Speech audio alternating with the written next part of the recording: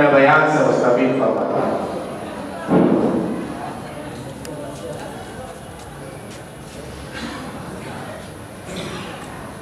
الحمد لله كفى وسلام على عباده الذين اصطفى أما بعد فأعوذ بالله من الشيطان الرجيم بسم الله الرحمن الرحيم إن الذين يتلون كتاب الله وأقاموا الصلاة وأنفقوا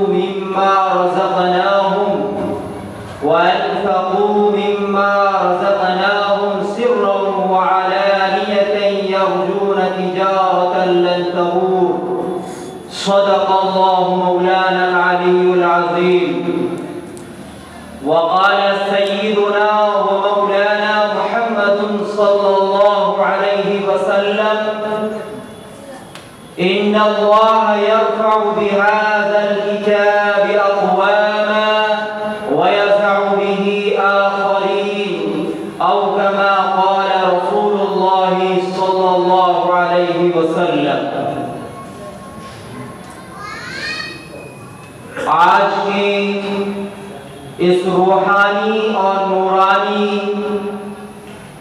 اجلاس عام کے صدر باوقار اسٹیج پر تشریف فرما مقتدر اور مؤقر علماء کرام اور میرے سامنے تشریف فرما میرے بھائیوں، بزرگوں اور دوستوں، وقت انتہائی مختصر ہے۔ میں صرف 2-3 باتیں کہہ کر کے انشاءاللہ العزیز اپنی جگہ لوں گا۔ اللہ رب العزت والجلال نے ہمیں اور آپ کو بہت ساری نعمتوں سے مالا مال فرمایا ہے۔ رب کریم نے آپ کو ہم کو 2 آنکھیں دی ہیں جن کے ذریعے سے ہم دیکھتے ہیں۔ اس اللہ نے آپ کو اور ہمیں 2 ہاتھ دیے ہیں جن کے ذریعے ہم پکڑتے ہیں، 2 پیر دیے ہیں جن کے ذریعے سے ہم چلتے ہیں، ہمیں دل اور دماغ دیا ہے جن کے ذریعے سے ہم سوچتے ہیں، سمجھتے ہیں، زبان دی ہے جس کے ذریعے سے ہم تکلم کرتے ہیں۔ لیکن میرے بزرگوں اور بھائیوں، پروردگار عالم نے سب سے بڑی اور سب سے قیمتی دولت جو ہمیں اور آپ کو دی ہے وہ ایمان کی دولت ہے، ایمان کی نعمت ہے۔ ایمان سے بڑھ کر کے آپ کے پاس، میرے پاس کوئی دولت اور کوئی نعمت نہیں ہو سکتی ہے۔ میرے بزرگوں اور بھائیوں، میں نے آپ حضرات کے روبرو قرآن کریم کی ایک آیت کریمہ کی تلاوت کی ہے اور آقا نامدار جناب رسول اللہ صلی اللہ علیہ وسلم کی ایک مختصر سی حدیث کی تلاوت کی ہے۔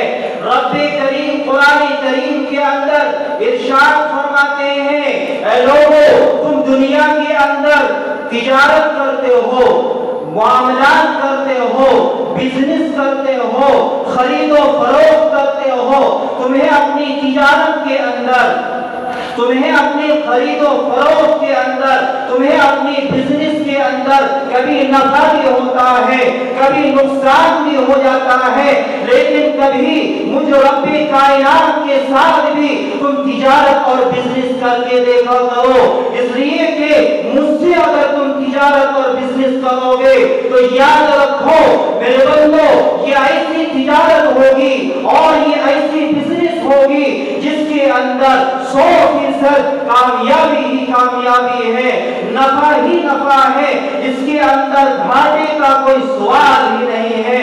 ہم نے رب کریم سے درخواست کی، اے الہ العالمین، آپ سے ہم کیسے تجارت کریں، آپ کے ساتھ ہم کیسے بزنس کریں؟ اللہ رب العزت والجلال نے فرمایا، میرے بندو، اگر مجھ سے تجارت کرنا چاہتے ہو ہو تو تمہیں 3 کام کرنے ہیں. میں یہ 3 کام بتا کر کے میں اپنی جگہ لوں گا. سب سے پہلا کام یہ ہے، اے میرے بندو، اگر مجھ سے تم تجارت کرنا چاہتے ہو، مجھ سے تم اپنا تعلق بنانا چاہتے ہو، مجھ سے تم دوستی کرنا چاہتے ہو، تو تمہیں سب سے پہلا کام یہ کرنا ہے کہ میرے کلام الہی کی، قرآن کریم کی دن و رات میں سے 24 گھنٹے کے اندر میں سے کچھ وقت تمہیں میرے کلام کی تلاوت کے اندر اپنے آپ کو مشغول کرنا ہے.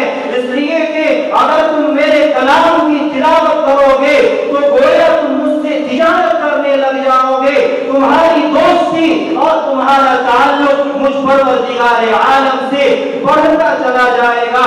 آپ نے نام سنا ہوگا سیدنا حضرت امام احمد ابن حنبل رحمۃ اللہ علیہ کا. ایک رات وہ سوتے ہیں اور نیند کی حالت میں پروردگار عالم کا دیدار کرتے ہیں اور امام احمد ابن حنبل رحمۃ اللہ علیہ اللہ سے دریافت کرتے ہیں، اے اللہ مجھے کوئی ایسا مختصر عمل بتلا دیجئے کہ جس کو کرنے کی وجہ سے آپ کے ساتھ میری دوستی ہو جائے، میرا تعلق ہو جائے. اللہ تبارک و تعالی نے جواباً فرمایا، اے احمد اگر تو مجھ سے تعلق بنانا چاہتا ہے، مجھ سے دوستی کرنا چاہتا ہے تو میرے قرآن کریم کی تلاوت کیا کر. تو میرے کلام سے جتنا تعلق اور جتنا دوستی کرے گا، تمہارا تعلق اور تمہاری دوستی مجھ رب کائنات سے اتنی بڑھتی چلی جائے گی. میرے بزرگوں اور بھائیوں، اللہ رب العزت نے اس آیت کے اندر فرمایا وَيُقِيمُونَ الصَّلَاةَ. دوسرا کام یہ کرنا ہے کہ 5 وقت پابندی کے ساتھ نماز کا اہتمام کرنا ہے. میرے بھائیوں، بزرگوں اور دوستوں، آج ہمارے مسلمانوں کی ایک بڑی تعداد وہ ہے جو صرف جمعے کی نماز پڑھ لینے کو اپنے لیے کافی سمجھتی ہے، جو صرف نماز جنازہ پڑھ لینے کو اپنے لیے کافی سمجھتی ہے، جو صرف عید و بقرعید کی نماز پڑھ لینے کو بہت سی تعداد ایسی ہے جو اپنے لیے کافی سمجھتی ہے.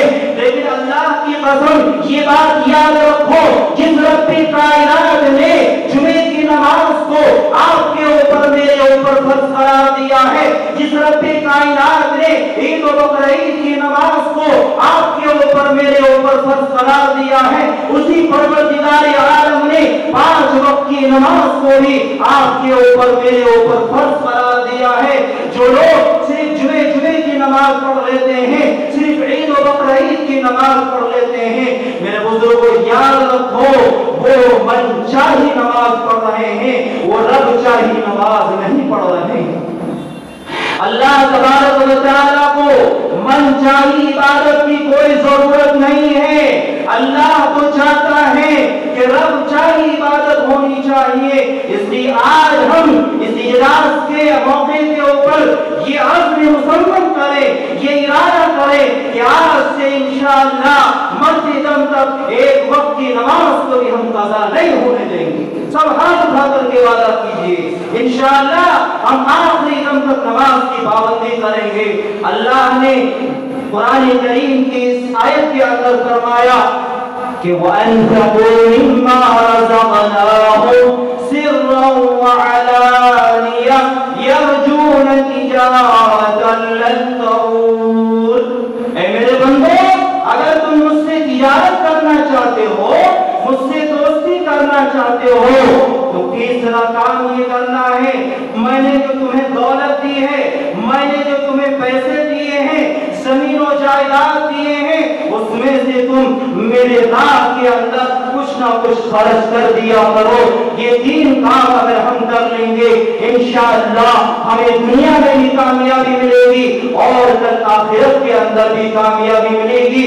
صرف ایک بات بتا کر میں اپنی تقریر کو ختم کرنا چاہتا ہوں. دارالعلوم دیوبند جو برصغیر کا سب سے پہلا اور سب سے بڑا مدرسہ ہے، اس کے سب سے پہلے طالب علم، سب سے پہلے اسٹوڈنٹ حضرت شیخ الہند مولانا محمود الحسن دیوبندی رحمۃ اللہ علیہ جب انگریزوں کے خلاف انہوں نے تحریک چلائی، تحریک ریشمی رومال کے نام سے چلائی، تو انگریزوں نے حضرت کو جیل کے سلاخوں کے پیچھے بھیج دیا۔ 3 سال تک حضرت مولانا محمود حسن دیوبندی رحمۃ اللہ علیہ قید و بند کی شہادتوں کو، تکلیفوں کو برداشت کر کے جب واپس آتے ہیں، ساحل سمندر کے اوپر اترتے ہیں، بڑے بڑے دانشوران قوم و ملت، مہاتما گاندھی، جواہر لال نہرو اور بڑے بڑے دانشوران قوم و ملت حضرت کے استقبال کے لیے پہنچتے ہیں۔ حضرت شیخ الہند فرماتے ہیں، میرے بھائی بزرگوں اور دوستوں، یاد رکھو میں نے 3 سال کی قید و بند کی شہادتوں کو برداشت کرتے ہوئے میں رات کے اندھیرے میں اٹھ کر کے میں نے پروردگار کے سامنے مناجات کی، میں نے گریہ وزاری کی اور رو رو کر کے اللہ سے درخواست کی، اے اللہ یہ امت جو اس دنیا کے اندر کامیاب ہونے کے لیے آئی تھی، سربلندی کے لیے آئی تھی، حکومت کرنے کے لیے آئی تھی، اے اللہ یہ امت آج دنیا کے اندر ذلیل و خوار کیوں ہو رہی ہے؟ آج یہ امت تاجر و ملک کی طرف کیوں کاٹی جا رہی ہے؟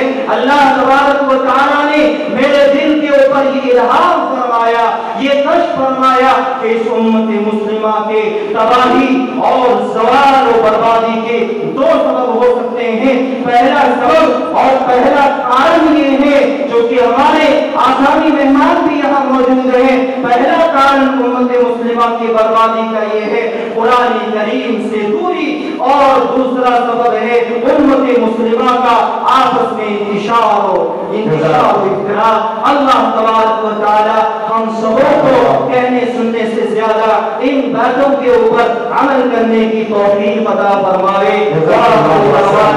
الحمدللہ رب العالمین۔ السلام علیکم ورحمۃ اللہ وبرکاتہ۔